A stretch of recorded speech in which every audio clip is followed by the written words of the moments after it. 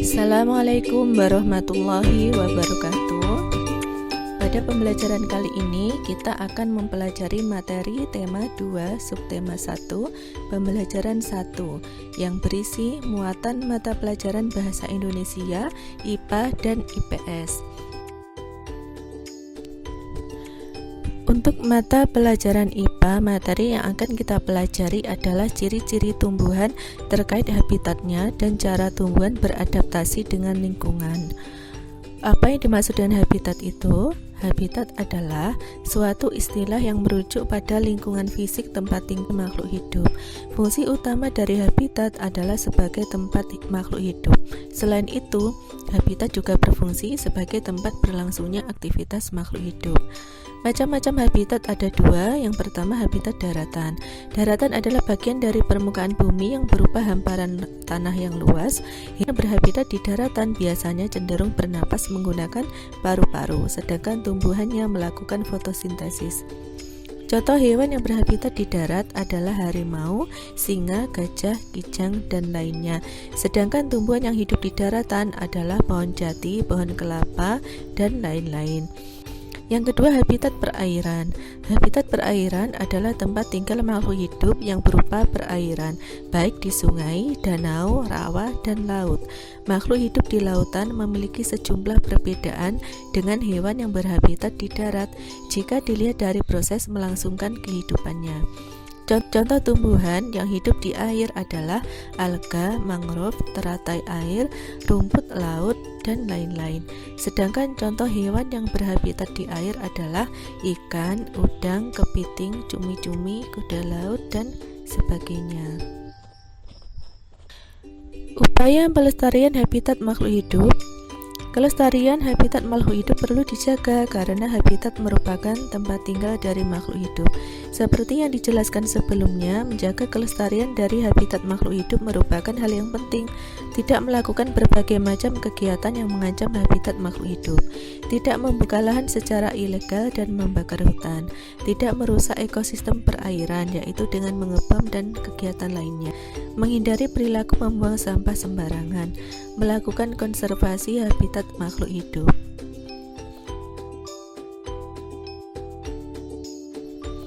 Ciri-ciri tumbuhan terkait habitatnya dan cara tumbuhan beradaptasi dengan lingkungan. Mawar. Tanaman mawar memiliki bunga yang indah, namun berhati-hatilah bila ingin memetiknya, sebab kalian bisa terkena duri-durinya yang tajam. Duri pada batang adalah ciri khusus yang dimiliki tanaman mawar. Duri tersebut berfungsi melindungi diri dari musuh. Musuh yang mendekat akan terkena duri tajam mawar. Kaktus. Kaktus berasal dari daerah tandus dan bercurah hujan rendah. Kaktus memiliki bentuk beraneka macam. Ada yang berbulu seperti sikat atau batang berbintik-bintik besar. Ada juga yang berbentuk batang silinder. Tumbuhan kaktus dapat hidup dalam berbagai kondisi. Pada kondisi tandus, daun kaktus akan mengecil atau sama sekali tidak berdaun. Selain itu, batang kaktus juga menebal dan berlapis lilin. Batang tersebut berfungsi sebagai tempat menyimpan air. Kantong semar termasuk tanaman yang unik. Tanaman ini memiliki kantong di bagian ujung daun. Kantong tersebut sebenarnya adalah ujung daun yang berubah bentuk. Fungsinya untuk menangkap hewan, terutama serangga. Saat serangga masuk ke kantong, kantong segera menutup. Kantong semar kemudian mengeluarkan enzim untuk membunuh serangga. Nah, serangga inilah yang dijadikan makanan kantong semar. Kantong semar hanya mengandalkan kantongnya untuk mendapatkan makanan. Kantong semar tidak memerlukan pupuk. Pemberian pupuk pada tanaman ini justru dapat membuatnya mati. Teratai tumbuh di perairan. Bunganya besar dan berwarna indah. Daun dan bunga teratai tampak di permukaan air. Akan tetapi akarnya berada di dasar perairan.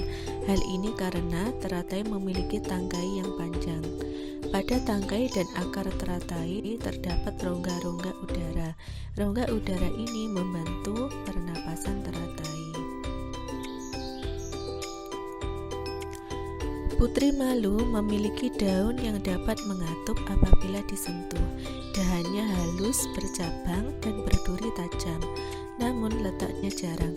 Duri-duri tersebut untuk melindungi diri dari serangga musuh. Jika tanaman Putri Malu dipotong, umbinya dapat bersemi. Bahkan batangnya yang dipotong pun mampu menumbuhkan akar baru. Selanjutnya akar tersebut tumbuh sebagai tanaman baru.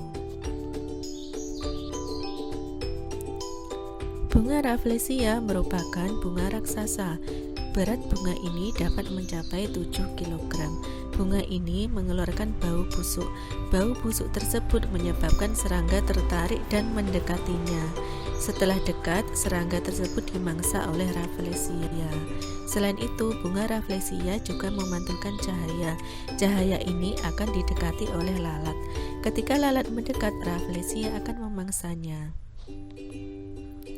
Setiap jenis tumbuhan memiliki ciri khusus, jadi masih banyak lagi yang belum dibahas dalam materi ini. Macam-macam adaptasi makhluk hidup ada 3 macam. Yang pertama, adaptasi morfologi. Adaptasi morfologi merupakan penyesuaian bentuk tubuh makhluk hidup terhadap lingkungannya. Adaptasi morfologi dapat dilihat dengan jelas. Contohnya, kaki berselaput pada bebek dan antena pada semut. Yang kedua, adaptasi fisiologi merupakan penyesuaian fungsi alat-alat tubuh makhluk hidup terhadap lingkungannya. Salah satunya berupa enzim yang dihasilkan oleh suatu organisme. Contohnya, bunga Rafflesia mengeluarkan enzim untuk menarik serangga. Sementara itu, kantong semar mengeluarkan enzim untuk membunuh serangga. Yang ketiga, adaptasi tingkah laku. Adaptasi tingkah laku merupakan penyesuaian berupa perubahan tingkah laku. Contohnya, cicak memutuskan ekornya saat ditangkap musuh. Contoh yang lainnya adalah Putri Malu mengatupkan daunnya bila disentuh. Lanjut ke mata pelajaran IPS.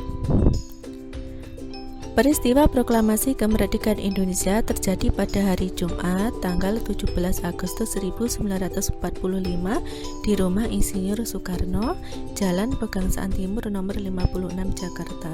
Semula pembacaan teks proklamasi direncanakan di lapangan Ikada, namun karena di lapangan tersebut banyak penjagaan tentara Jepang, maka dipindahkan ke Rumah Insinyur Soekarno dengan alasan keamanan. Tokoh dan peran dalam persiapan proklamasi kemerdekaan Indonesia yaitu antara lain yang pertama Insinyur Soekarno. Beliau berperan dalam menulis teks proklamasi, merumuskan teks proklamasi, membacakan dan menandatangani teks proklamasi. Yang kedua Dr. Andes Muhammad Hatta.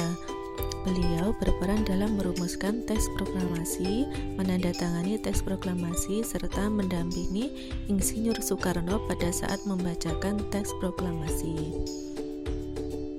Yang ketiga, Mr. Ahmad Suparjo. Beliau berperan menjadi penengah antara golongan muda dan golongan tua pada peristiwa Rengas Dengklok, dan beliau juga ikut merumuskan teks proklamasi. Adapun makna dari proklamasi kemerdekaan Indonesia, yang pertama sebagai puncak perjuangan bangsa Indonesia, yang kedua pengakuan kepada dunia luar, yang ketiga menaikkan martabat bangsa, yang keempat perjuangan sebagai negara baru, yang kelima tonggak sejarah negara Indonesia.